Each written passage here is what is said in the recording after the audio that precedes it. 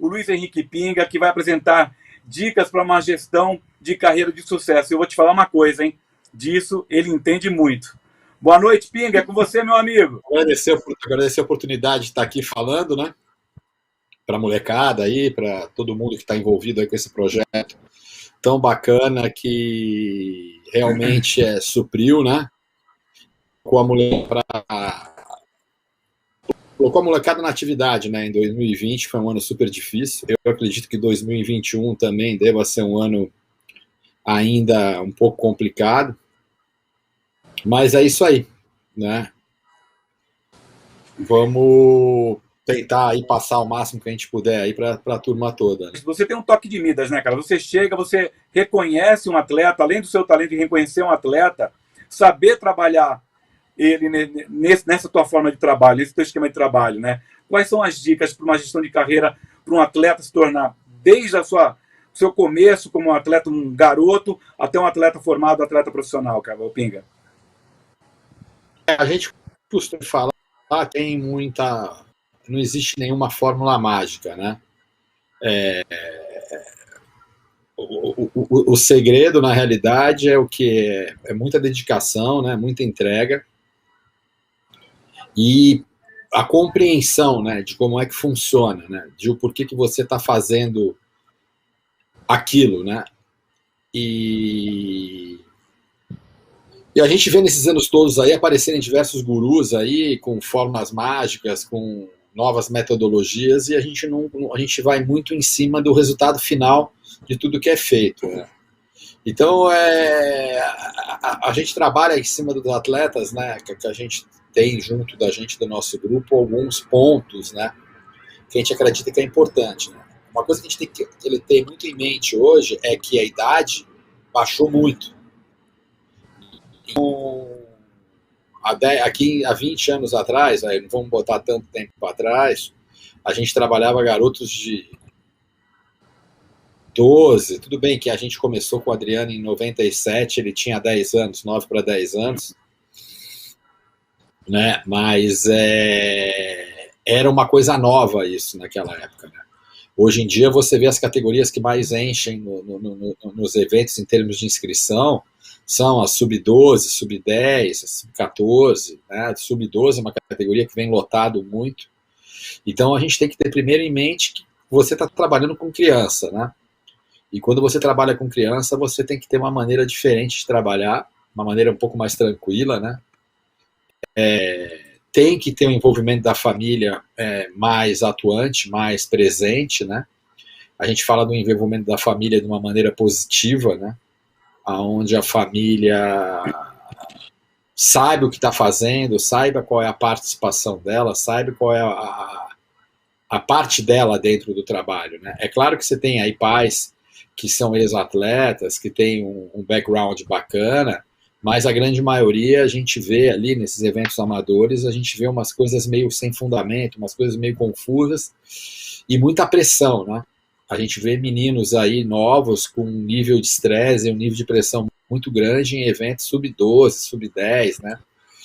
Até no sub-14 eu acho que é um pouquinho exagerada a pressão, mas eu acho que esse é um ponto muito importante no start, né? No início, né?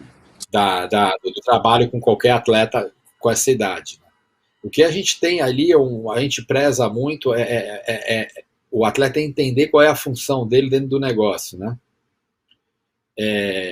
Qual é a função dele, qual é a função do patrocinador, qual é a função do staff dele, né? Eu volto a falar o porquê que ele tem que treinar, o porquê que ele tem que estudar, o porquê que ele tem que se dedicar, né? Então a primeira coisa que eu coloco sempre é o estudo, né? Eu bato muito nessa tecla da importância do estudo, na importância da criança, do menino ou da menina terminarem no mínimo colegial, estarem preparados para fazer uma faculdade, porque o esporte de alto rendimento ele é uma profissão como outra qualquer. Quanto mais bem preparado, vai ser melhor. Né? E quanto mais você estiver próximo do topo, às vezes o grau de exigência mental, intelectual é maior. Né? E voltando ali algumas coisas, é importante, né? Vamos falar em termos de gestão de carreira, em termos de patrocínio, É importante o atleta ter em mente que, primeiro, ele é uma ferramenta de venda para os patrocinadores dele. Os patrocinadores dele estão investindo nele para poder usar a imagem dele, poder agregar a imagem dos produtos dele, poder agregar a imagem da marca dele e, consequentemente, ter um aumento de venda, né? Aí tem que ser feito um planejamento 360, envolvendo a imagem do atleta, envolvendo mídia, envolvendo evento, envolvendo pontos de venda, envolvendo produto e etc, né? O segundo que eu coloco é que o atleta tem que ter uma preocupação grande na sua formação, né? Não nela só técnica, mas nela pessoal, né? Ter uma postura interessante, ser um atleta educado, que passa uma tranquilidade, que passa uma imagem limpa, né? Que se tenha estudado, que saiba se apresentar, né? Ele também tem que ter em mente que ele tem que se envolver dentro das empresas que patrocinam ele, né? Ele tem que se fazer presente, né? Se envolver em produtos, passar informações de mercado, e tipos de informação que parecem simples, mas elas são importantes na construção de uma marca, na construção de um valor agregado, né? Que é qual cor que a molecada está curtindo mais, quais são as músicas que a galera está curtindo mais usar, aonde são os picos que a molecada, a galera está frequentando, não a molecada, né? Porque é bem amplo, a gente está falando que a gente vai falar, conversar com pessoas também, consumidores de mais de 35, 40 anos, porque a gente está entrando na primeira geração de netos de surfistas, né? E ele tem que lembrar muito isso, que é uma coisa que às vezes é até um tema não polêmico, mas que gera algum tipo de discussão. O atleta ele tem que lembrar que ele está representando seus patrocinadores em 100% dos momentos da vida dele, né? Eu costumo colocar que para mim é mais importante o atleta ele ir numa padaria, ele ir num restaurante, ele ir no shopping, usando os produtos das marcas que patrocinam ele, do que dentro do evento. Porque é no dia a dia que você vai passar que realmente você tem um comprometimento, que você gosta dos produtos que você usa, das marcas que te patrocinam, você usa porque você gosta. Porque se você não usa, você está passando uma imagem negativa dos seus patrocinadores. Você está passando uma imagem de que você não curte o produto. Ah, pô, eu vou num casamento, eu vou numa festa ali legal, pô, eu vou comprar uma camiseta de uma marca de luxo, uma marca mais assim e tal, porque é mais legal ir. Pô, você tem que ir, né? Eu lembro de exemplos do Ayrton Senna, que ele ia em festas black tie com o boné do Banco Nacional no bolso. Ele via que ia ter alguma coisa de mídia, alguma coisa, ele tirava o boné do bolso e tirava a foto com o smoking, né? E ele tem que lembrar também, o atleta, que o patrocínio é um negócio, né? É uma troca. Eu sempre falo que o marketing esportivo ele é totalmente diferente de comunicação, trade, etc. Porque ele envolve a paixão, você está envolvendo o ser humano e tudo isso, né? Mas ele é um negócio. Como negócio, é um negócio da mesma maneira que você está comprando um espaço de mídia, você está negociando um espaço dentro do ponto de venda e etc, né? Então eu vou muito por esse caminho da importância do atleta entender que ele é uma ferramenta de venda.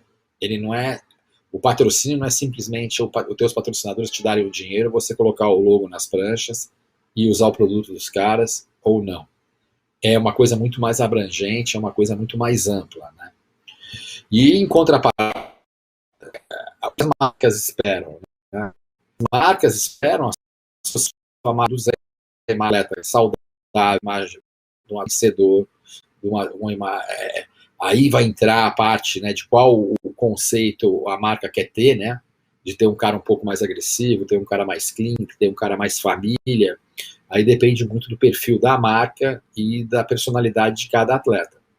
Mas todas procuram isso, associar sua marca e produtos a uma imagem vencedora e clean, né?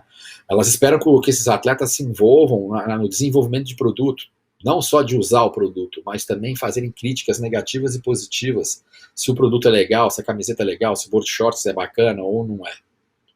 Por fim, né, ter um embaixador que a represente bem, ganhar credibilidade e aumentar suas vendas, né? Então essa é, na minha visão, é o business, é a troca, né? É a troca de cada lado. E para dar certo uma relação de patrocínio, os dois lados têm que procurar fazer a lição de casa de uma maneira correta, que a gente chama no meio, né, no mercado, de 360.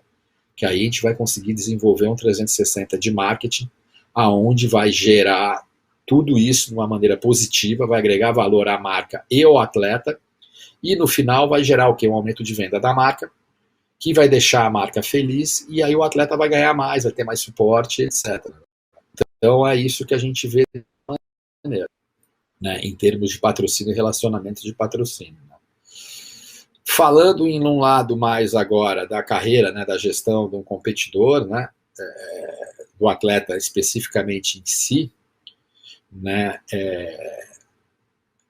eu tenho uma relação muito próxima com treinadores de outros esportes, né, então isso me agregou muito, eu trouxe muito dessas conversas, dessas experiências que eu tive em trabalhos em Olimpíada e conversa com treinadores, muitas colocam no dia a dia nosso hoje. Né. Então a gente tem aí umas dicas, né, aqui, uns tópicos, né, que é o primeiro, é saber o que quer, né, aonde quer chegar, o que quer. Né, entender que vai ter que abrir mão de um monte de coisa e etc. Segundo é traçar um caminho, que é o plano. Né, você fazer o planejamento em cima do seu calendário de competição, de treinos, quais são as brechas e janelas que você vai ter dentro do teu calendário para treinar, preparar uma pré-temporada bem feito e realizar um planejamento bem feito. Né, no surf principalmente, no CT, você realmente tem que participar de todos os eventos, mas no QS, você tem que ir um pouquinho mais no detalhe, né? Qual tipo de condições eu posso me dar melhor ou pior, entendeu? Não adianta você investir numa etapa onde as condições do mar, lá, não são propícias ao teu surf, né? Então você pode se dar até bem no evento, mas a dificuldade vai ser um pouco maior. O ideal é você minimizar custo nisso e realmente focar onde você tem mais chance de conseguir um resultado em cima da condição do mar e das ondas, né? E isso entra no saber o que fazer, né? Que é o quê? Montar um planejamento bem feito, tudo direitinho. Dedicar-se aos treinos, né? Entender o porquê que você tem que se dedicar ao treino, né? Você se dedica ao treino por vários aspectos, né? O primeiro é estar bem preparado fisicamente, né? Depois você tem o quê? Prevenção de contusão. Né, você tem um treinamento físico planejado, né, em cima do que, se você tem alguma contusão, não tem, você tem que ganhar peso, você tem que perder peso, como é que vai funcionar? Antigamente a gente trabalhava muito mais esse ganho e perca de peso, né? Hoje em dia a gente consegue mais deixar o cara mais forte mesmo, mais seco, que ele consegue ter um desempenho mais equilibrado, né? Saber que você vai ter que se dedicar a sua vida ao esporte, né? Você vai ter que ter um período da sua vida que você vai ter que levantar, dormir cedo, acordar cedo, se alimentar bem, se preparar bem, abrir mão de festinha, abrir mão de viajar para um lugar que você estava a fim de ir, aí vai ter os amigos, vão fazer uma parada, infelizmente você não vai poder ir, porque você vai ter que treinar de manhã ou competir de manhã. E ter isso muito bem claro, né? E principalmente isso não virar uma paranoia, porque o excesso nunca é bom, né? Então tem que lembrar muito disso. E absorver e entender muito bem o porquê que você está fazendo isso, por que você está treinando, né? Por que você está se dedicando tanto? Você está buscando um resultado, um objetivo. O que a gente coloca é se dedicar mais. Né? Se dedicar mais ainda no seu treinamento, na sua preparação, no seu entendimento do circuito. Né? Que a gente coloca é conhecer aonde você vai competir, conhecer onde você vai competir, conhecer o teu equipamento certo para a etapa certa, né? Porque às vezes você vai ter um quiver, duas, três pranchas que elas vão funcionar em J-Bay, mas elas não vão funcionar em Lowers, né? Então você tem que entender isso. Aí entra o que? Eu conheço, se dedicar em quê? Entrar na sala de shaper com o teu shaper, entender de prancha, entender o que funciona para você, né? Que tipo de rabeta que você se funciona melhor em cada tipo de onda, de mar, tudo isso. Então é uma coisa muito complexa. Então por isso que eu falo, dedicar-se mais uma vez, né? Aí o sétimo eu volto para superar os momentos chatos, os momentos que é o quê? Que é o treino, que é a fisioterapia, que é a preparação, que são os compromissos, né? Às vezes alguns atletas falam, para fazer uma tarde de autógrafo, que saco. Não é saco, cara, você é pago para isso. Amarradão, você tem o melhor emprego do mundo, cara. Né? Vai lá amarradão, faz a parada e vai embora. Se você for lá amarradão, lindo, lindo, depois de uma hora e pouco, você vai... Né? Entender, né, volto de novo, é uma coisa que eu bato muito na tecla, né, entender a importância do porquê ir para a escola, do porquê fazer uma preparação física, né, e tudo isso. E aí a gente entra de novo no equipamento, no oitavo. É importantíssimo. O surfista ele tem que entender de prancha. Muito, muito. Né? A Fórmula 1, você vê, o Nelson Piquet é conhecido até hoje como o maior acertador de carro da história da Fórmula 1. Você conversa com um piloto de carro, eles entendem de mecânica, de aerodinâmica, de tudo. Tem que entender. Por que eu vou usar a quilha A, B ou C com tal prancha? Por que eu vou ter um volume de prancha aqui, um volume de prancha ali? Por que eu vou usar uma rabeta swallow, uma round pin ou uma round squash e assim por diante, né? E o nono é a parte psicológica, né, que é muito importante. O atleta ele tá bem de cabeça, né, e tá tranquilo, tá entendendo, tem uma mentalidade vencedora, uma mentalidade agregadora, uma mentalidade de compreensão, né, entender as críticas positivas e negativas. Isso vem de um trabalho psicológico muito bom. Por isso que eu acredito que o acompanhamento psicológico ele é super importante dentro da carreira do atleta de qualquer esporte, né? E aí a gente volta naquele lance, né? A preparação física bem feita, né? A preparação física bem feita. A preparação física bem feita, ela vai te trazer vários benefícios. Ela vai te trazer o quê? A prevenção de contusão. Você vai estar forte. A tua parte psicológica, a tua parte mental, ela vai trabalhar melhor, né? Porque você vai estar bem preparado fisicamente, você vai estar oxigenando da maneira correta, então você não vai se cansar. Então, quando você estiver ali faltando 1 minuto e 30 segundos, entrar aquela onda, você precisar de fazer uma onda acima de 8,5 e a onda tiver o potencial para você fazer a nota, você vai fazer. Porque você vai estar bem fisicamente, você vai estar bem preparado psicologicamente, você vai estar com equipamento, você vai estar confiante, e a soma de tudo isso vai trazer o quê? Uma boa performance e um bom rendimento dentro da competição. Então a gente acredita muito nessa maneira, né? Nessa maneira de conduta, né? E a gente trabalha com um staff grande, né? De várias pessoas, né? Comigo, eu trabalho com médicos, preparadores físicos. Não todo, hoje em dia, antigamente a gente trabalhava com a mesma equipe para todos os atletas. Hoje em dia está mais de uma maneira mais individualizada, né? A grande parte tem seu cada filho, sua psicóloga, né? Seu fisioterapeuta, e a gente vai montando o staff de cada um deles dentro da necessidade de cada um deles. Então é mais ou menos por aí que a gente pensa, que não é uma fórmula mágica, não é nada disso. Então eu vou dar um exemplo, a gente está agora com novos meninos começando a trabalhar, o que a gente faz são o quê? Exame médico, exame de pulso para ver esse crescimento, para saber se a saúde está legal, se não tem nenhum problema de saúde, porque a saúde tem que estar zero. Não adianta nada você fazer um treinamento físico adequado, um treinamento psicológico adequado, tá com equipamento zerado, patrocínio bom, tudo lindo, maravilhoso, a tua saúde não está zerada.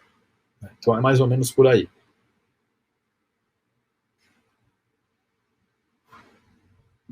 Dentro desse mix todo de informações, um ponto super importante, na minha opinião, você tem conhecimento total disso, eu tenho certeza. Qual a importância da família dentro dessa formação do atleta? Até onde a família ajuda e até onde a família pode atrapalhar? Eu acho que é muito relativo. Eu acho que a família é fundamental, ela é super importante, principalmente no início, né, onde eles têm que estar presentes. Tem certas coisas que não somos nós que temos que falar, né? Quem tem que falar são pai, mãe,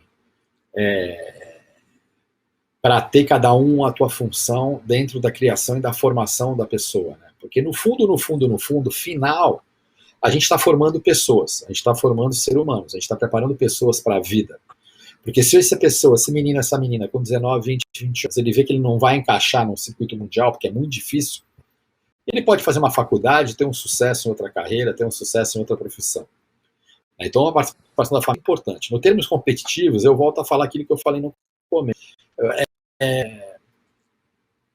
Vai muito do background, né, de cada família, do entendimento do esporte, de como funciona a o mecanismo, de como funciona a regra, né? Eu falo muito isso para o pessoal que eu trabalho, o circuito mundial, quando você entendeu a regra do jogo, ele facilita, fica muito mais fácil para você.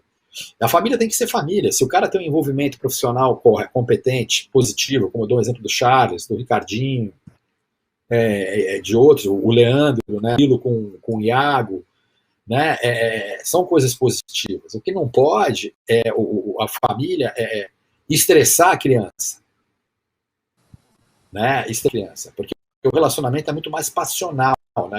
A gente tem que entender isso. Quando você está falando de pai, mãe, irmão, o relacionamento ele é passional. Isso está na psicologia, não tem como. Né? Você se comporta de uma maneira diferente, você tem que ser muito frio. Né? Imagina, você na nossa profissão, na nossa função, a gente já tem que ser frio ali na hora. Imagina você estar ali na hora, além de ser o cara, ser a menina, ser o teu atleta, ele ser teu filho. Cara, você tem que ter uma frieza ali, você tem que ter coração de gelo ali, cara, para segurar. Né? Então, a participação da família é importantíssima, mas tem que saber qual é a função, qual é a regra do jogo. Tem hora que o pai tem que ser pai, tem hora que a mãe tem que ser mãe. Né? É isso que eu acho que é importante. O que me preocupou muito nesses últimos eventos que eu fui assistir, eu tenho ido muito em evento amador, o nível de estresse dessas crianças. Meninos de 10, meninas de 11, garotos aí de 13, 14, 15 anos. Eu tive uma experiência com um menino, que eu não vou dizer o nome agora, no começo do ano, num evento lá em Garopaba, que ele passou uma bateria que seria uma final, uma bateria super competitiva, super difícil da categoria dele, ele passou bem. O nível de estresse do menino, quando ele saiu da bateria, ele se derrubou, ele se acabou. Ele começou a chorar, a tremer. Na hora que ele entrou na final, acho que era a final, a bateria seguinte, ele não tinha condições psicológicas nenhuma de competir. Porque o grau de adrenalina dele, o grau dele estava tão alto para aquela bateria que vinha vindo, que acabou com ele no campo. Né? E eu vi isso muito em garotos pequenos, cara, garotos de 9 anos de idade, uma bateria, jogar a prancha no chão, xingar o juiz, sabe? Que isso? Andando o dedo pro palanque, sabe? Tem que pensar muito nisso. Então, eu acredito muito que a gente tem que ser feito um trabalho de comunicação, tem que ser feito um trabalho mais próximo com as famílias que têm interesse realmente em desenvolver alguma coisa com essas crianças, de passar a dar um auxílio. Né? Dentro do trabalho que eu desenvolvo lá com o Dr. Marcelo no Instituto Mar Azul, a gente dá essa oportunidade para as famílias passarem pela psicóloga, irem lá conversar, até para ajudar a gente no nosso trabalho, porque tem que ser um trabalho em equipe, tem que ser em conjunto, a gente tem que conversar entre a gente para saber como um pode ajudar o outro, né? Porque a gente tem que se ajudar entre a gente. E a gente tem levado bastante familiares ali para conversar com o psicólogo, e porque é importante, cara. Eu tenho visto também, Pinga, não sei se você vai concordar comigo, até para a gente finalizar, né, temos outros convidados, eu vejo, às vezes, como você diz, garotos de 10, 12 anos, algumas famílias, nem todas, a gente não pode generalizar, mas a impressão que eu tenho é que alguns veem esses futuros atletas como os futuros provedores da família. E isso acaba atrapalhando, gerando também essa pressão extra que tem um atleta que é jovem, que teria... nesse momento, está feliz de entrar na água, se divertindo, que é o mais importante nessa idade dele. Não sei se você concorda com esse ponto. 100%. Concordo 100%. E é um fato. Por isso que eu acho que é importante ter esse trabalho psicológico também com as famílias. Porque esse é um fato real. Em algumas regiões como o Brasil, a Austrália, né, mais para a gente em relação a isso. Nos Estados Unidos a gente vê alguns exemplos também, mas por isso esse fator está mais ainda a responsabilidade de preparar, saber lidar com a criança, porque a pressão ela não pode ir, a criança tem que ter a infância dela, a criança tem que ter a brincadeira, ela tem que curtir. Eu falei outro dia eu dei um camp de treinamento há uns meses atrás, tinha vários pais, eu falei isso, pergunta, quantas vezes por semana você... Tinham várias crianças abaixo de 10 anos. Aí todos eles, não, a gente surfa todo dia. Aí eu falei, não, eu quero saber quantas vezes por semana vocês surfam sem ter alguém ali do pitaco, sem ter alguém filmando, sem ter alguém cobrando performance, sem ter alguém cobrando melhor aqui, melhor ali. Isso é todo dia. Então vocês não surfam nunca, vocês treinam. Então uma criança de 8 anos, hoje 9 anos, hoje ela não pega mais onda, ela treina. Né? E isso pode gerar estresse mais para frente, né? De expectativa, lidar com a frustração mais cedo, né? Não saber perder. Por isso que você vê um menino de 9 anos jogar uma prancha no chão, sair xingando todo mundo. Nessa idade tem que ser uma diversão, tem que ser um pouquinho mais lúdico. É claro que a competição ela vai existir, tem que existir, mas ela tem que ser um pouco mais direcionada, mais focada, um pouco mais cuidada. É isso aí. Pinga, o Evandro vai falar contigo também, mas de qualquer forma eu queria agradecer muito você ter disponibilizado o seu tempo, trocar essa ideia com a gente, porque a gente sabe da importância que você tem, principalmente quem está nos bastidores, quem trabalha nos eventos, conhece o universo do surf, a importância que você tem para o surf brasileiro. A gente só tem a agradecer e muito obrigado pelas palavras, por toda essa mensagem que você passa, porque eu falo para o internauta, tem que ouvir pessoas que entendam do assunto. E esse é o cara que mais entende do assunto. Pinga, muito obrigado, viu, cara? Valeu, meu. Eu tenho aí as palavras e, dizer que estamos junto aí, a gente tem que resgatar aí a nossa essência, né? Eu falo isso de uma maneira, eu acho que a gente perdeu um pouquinho da nossa essência, um pouquinho da nossa história. Então, eu acredito muito que a gente tem que resgatar a nossa essência, lembrar que somos, de onde nós viemos e como chegamos aqui. A gente chegou aqui sendo surf, sendo uma galera unida, uma galera amiga, todo mundo com o mesmo objetivo, todo mundo começou lá no começo dos anos 80, final dos 80, com os mesmos sonhos, e é isso que a gente tem que lembrar mais.